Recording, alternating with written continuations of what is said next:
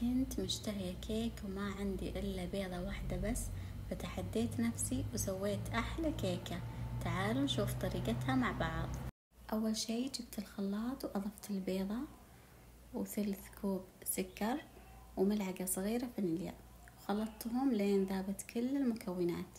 وبعد نضيف نص كوب زيت وكوب حليب ونخلطهم، وبعد نضيف كوبين من الدقيق وملعقة كبيرة بيكنج باودر. وإذا كان الخليط ثقيل نخففه بشوية حليب ونخلطه لين نوصل للقوام المناسب. وبصينية الكب كيك أوزع بالتساوي، وأكون مسخنة الفرن على درجة 180.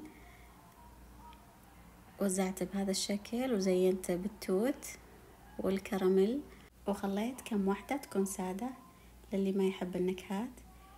وبكذا نكون خلصنا وندخل الفرن على الرف اللي وسط 12 دقيقة تقريبا، ويكون الكب كيك جاهز.